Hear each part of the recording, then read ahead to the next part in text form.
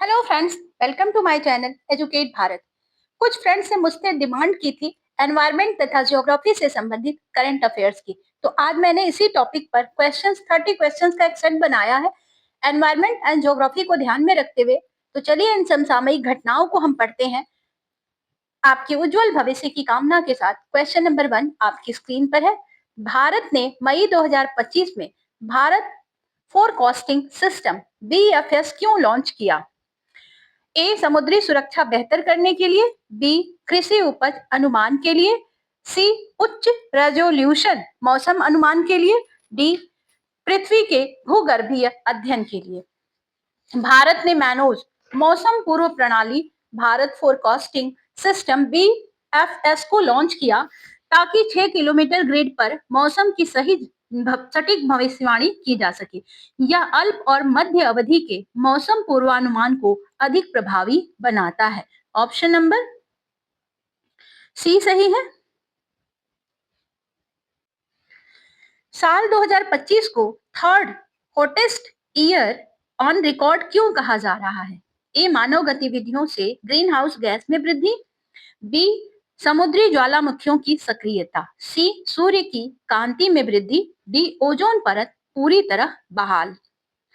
तो वैश्विक जो तापमान है 2025 में औद्योगिक उत्सर्जन के कारण रिकॉर्ड स्तर पर रहा। यह 2015 पेरिस समझौते के 1.5 डिग्री सेल्सियस लक्ष्य से आगे निकलने का संकेत देता है। इसका मुख्य कारण मानव जनित ग्रीन हाउस गैस का बढ़ता स्तर है। ऑप्शन नंबर ए सही है।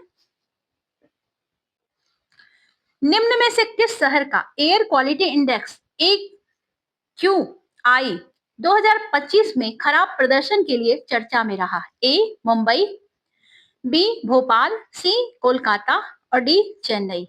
नेशनल क्लीन एयर प्रोग्राम के रैंकिंग डेटा में भोपाल और ग्वालियर ने खराब वायु गुणवत्ता प्रदर्शित की। इंदौर में भी डेटा चेंजिंग को लेकर के सवाल उठे हैं। ऑप्शन नंबर बी सही है, Bhopal. UNEP global environment outlook 2025 GEO 7 report के अनुसार कौन सी बड़ी चिंता का जिक्र है? ए जलवायु परिवर्तन और ग्रीन हाउस गैस का बढ़ना, बी अंतरिक्ष पर पराबैंगनी विकिरण, सी ध्रुवीय रात का विलुप्त होना, डी अंतर्ग्रहीय धूल का वैश्विक फैलाव। जीईओ 7 की रिपोर्ट के अनुसार ग्रीन हाउस गैसों में लगातार वृद्धि हो रही है जो जलवायु प्रभाव को तीव्र कर रही है और जैविक विविधता का ह्रास भी चिंता का विषय है। ऑप्शन नंबर ए सही है। 2025 में भारत और पाकिस्तान में कौन सी भौगोलिक मौसमी घटना व्यापक रही? सुनामी, बी है हीट वेव, सी चक्रवात, डी भूकंपीय समुद्री उठान। 2025 में भारत पाकिस्तान क्षेत्र में अप्रैल से जुलाई तक तीव्र हीट वेव दर्ज की गई जिसमें तापमान 48 डिग्री सेंटीग्रेड तक पहुंच गया जिससे कृषि, स्वास्थ्य और बिजली की मांग पर दबाव पड़ा। ऑप्शन नंबर बी सही है, हीट वेव। भारत सरकार ने 2025 में रिन्यूएबल एनर्जी कैपेसिटी में महत्वपूर्ण उपलब्धि प्राप्त की। यह क्या थी? तो भारत ने 2025 में 200 गीगावाट से अधिक की अक्षय ऊर्जा क्षमता पार की जिसमें सौर ऊर्जा का योगदान सबसे अधिक रहा। यह नेट जीरो 2070 लक्ष्य की दिशा में एक बड़ा कदम है। ऑप्शन नंबर सी सही है, 200 गीगावाट पार। 2025 में कौन सी नई पहल समुद्री और तटीय पारिस्थितिक तंत्र के लिए प्रमुख रूप से भारत में चल रही है? Project tiger, MISHTI programme, clean Ganga mission, national river linking project. तो ये जो MISHTI mangrove initiative for shoreline habitats and tangible incomes कार्यक्रम ने समुद्री तटीय राज्यों में समुदाय आधारित भागीदारी को बढ़ाया है। ऑप्शन नंबर बी सही है। नीचे दिए गए कौन global environment outlook GEO 7 report का एक निष्कर्ष नहीं है, ध्यान रखिएगा friends. GEO 7 greenhouse gas सेल्स, जैव विविधता नुकसान और अप्रदूषित भूमि की समस्या पर जोर देती है, लेकिन समुद्री स्तर में गिरावट ऐतिहासिक डेटा के विपरीत है। ऑप्शन नंबर सी सही है। नीचे से कौन सा कार्यक्रम वायु गुणवत्ता सुधारने के लिए भारत में अपनाया गया है? Smart cities mission, national clean air programme, Atal mission और सागरमाला सागरमाला प्रोजेक्ट। एनसीएपी का उद्देश्य तय लक्ष्य शहरों में वायु गुणवत्ता सुधारना है।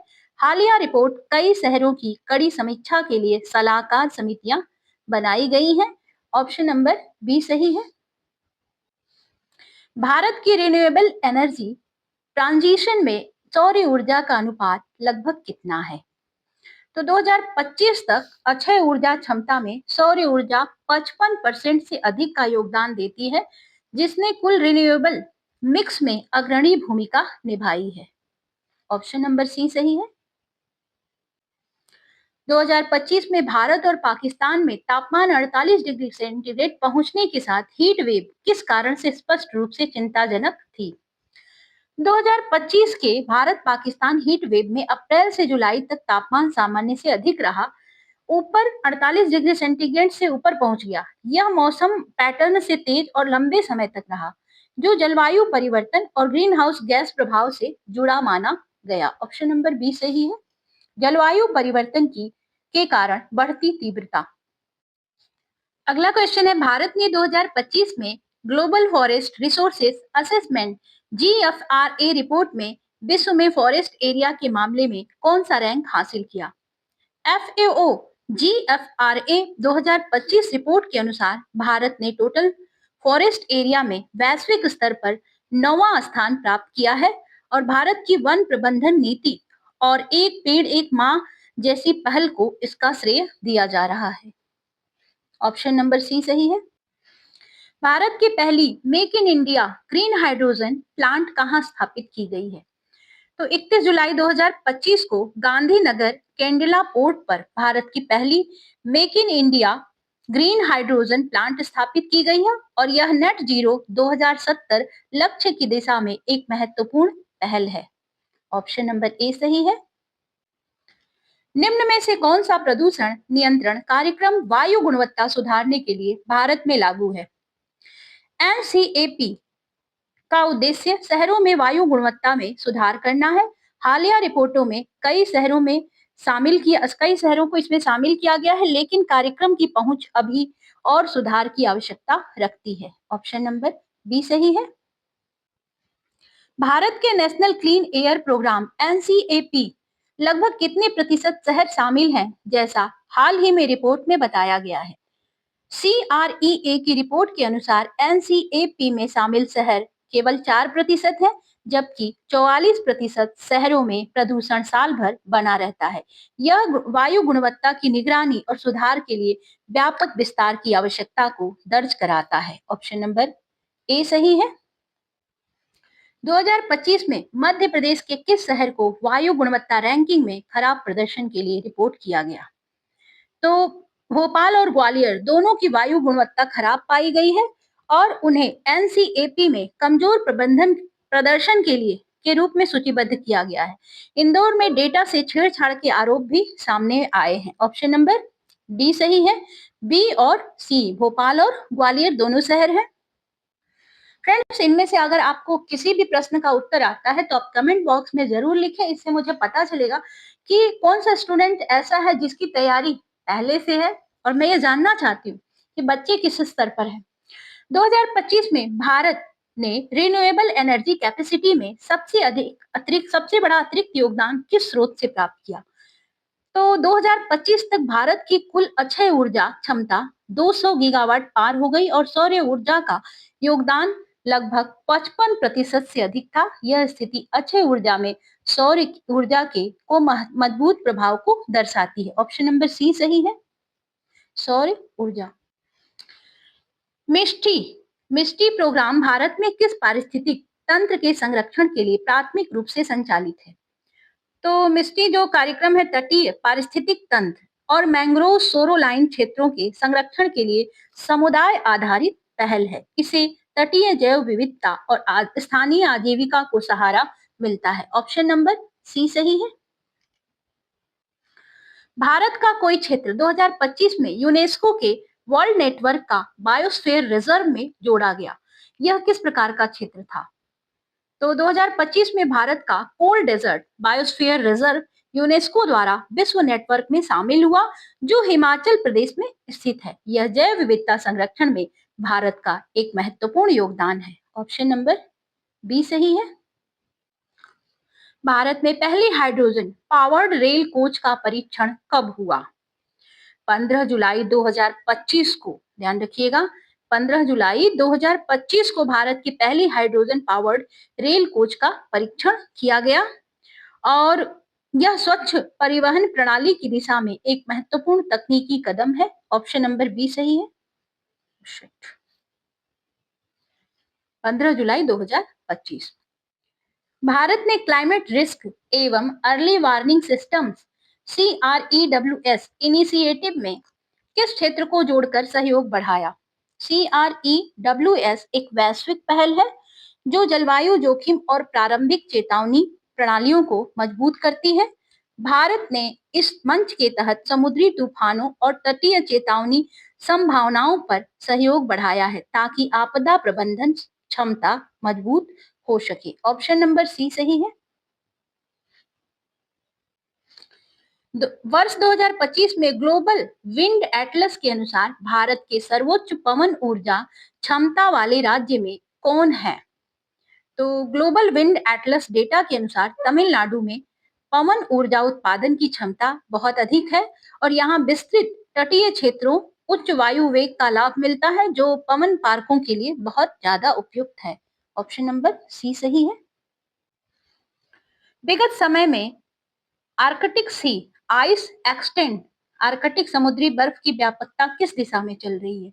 तो ग्लोबल क्लाइमेट रिपोर्ट्स ने स्पष्ट किया है कि आर्कटिक क्षेत्र में समुद्री बर्फ लगातार घट रही है। ग्लोबल वार्मिंग से तापमान बढ़ने के कारण यह एक प्रमुख चिंता का विषय है, जिससे समुद्री पारिस्थितिक संतुलन प्रभावित होता है। ऑप्शन नंबर सी सही है, गिरावट जारी है। 2025 में भारत के किस राष्ट्रीय उद्यान को एक्सटेंशन क्षेत्र के रूप में यूनेस्को मैन एवं बायोस्फीयर रिजर्व में शामिल किया गया है? यूनेस्को के वर्ल्ड नेटवर्क और बायोस्फीयर रिजर्व में भारत के नंदा देवी बायोस्फीयर रिजर्व को विस्तार मिला है। यह पारिस्थितिक विविधता और जीवाश्म मिट्टी को संरक्षित रखने में महत्वपूर्ण भूमिका निभाता है। Option number B, Nanda Devi. Bharat के national clean air programme NCAP का लक्ष्य वायु गुणवत्ता में कितनी प्रतिशत सुधार करना है? तो NCAP का लक्ष्य संबंधित शहरों में वायु गुणवत्ता सूचकांकों को कम से कम 20% तक सुधारना है और यह नीति 2019 से लागू है और कारगर कार्यान्वयन हेतु समय सीमा पर दी गई है। कब से यह नीति लागू है आपसे पूछा जाए तो 2019, ध्यान दीजिएगा। भारत सरकार द्वारा 2025 में क्लाइमेट फाइनेंस स्ट्रेटजी जारी की गई। इसका मुख्य उद्देश्य क्या है? तो क्लाइमेट फाइनेंस स्ट्रेटजी के जरिए भारत ने जलवायु परिवर्तन के प्रभाव से निपटने के लिए नया वित्तीय ढांचा और संसाधन जुटाने की दिशा तय की है। इससे जलवायु अनुकूल परियोजनाओं में मदद मिलती है। ऑप्शन नंबर बी सही है।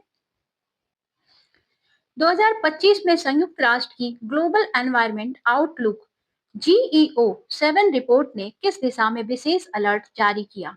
GEO-7 रिपोर्ट में समुद्री जैव विविधता के गिरते स्तर को गंभीर चिंता के रूप में बताया गया है। यह प्रदूषण, अति मछली पालन और जलवायु परिवर्तन का परिणाम माना जाता है समुद्री जैव विविधता के पतन के लिए। अगला प्रश्न है, भारत में वर्ष 2025 के हीट वेव गाइडलाइंस किस संस्था या मंत्रालय द्वारा जारी किए गए थे? तो हीट वेव गाइडलाइंस को स्वास्थ्य एवं परिवार कल्याण मंत्रालय ने जारी किया और इसी ने अपडेट भी किया है ताकि हीट वेव से जुड़े जो स्वास्थ्य जोखिम को नियंत्रित करने के लिए उपाय सुझाए जा सके। हाल ही में भारत ने किस नदी के बहाव में सुधार के लिए रिवर रेजुवेनेशन प्रोजेक्ट को विशेष प्राथमिकता दी गई है?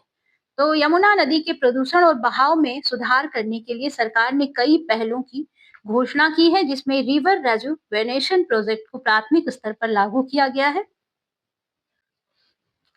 भारत का कौन सा शहर 2025 में क्लाइमेट रेजिलिएंट सिटी इंडेक्स में अग्रणी प्रदर्शन के कारण सूचीबद्ध हुआ? तो 2025 के क्लाइमेट रेजिलिएंट सिटी इंडेक्स में पुणे को बेहतर सुविधाओं, स्मार्ट डिजाइन और जलवायु लचीले ढांचों के कारण उच्च रैंकिंग मिली है, और यह शहरों में जलवायु तैयारी के मानदंडों का सकारात्मक उदाहरण बना। फ्रेंड्स, ये 30 क्वेश्चंस का एक सेट कंप्लीट होता है। अगर आपको इस तरह की वीडियोस और भी चाहिए तो आप हमारे चैनल को सब्सक्राइब कर लें, नोटिफिकेशन बेल जाएगी तो आपको पता चल जाएगा। दूसरी चीज, चैनल को लाइक करें, अपने फ्रेंड्स के साथ भी शेयर करें। मिलते हैं आपसे नेक्स्ट वीडियो में, तब तक के लिए goodbye. Thank you for watching.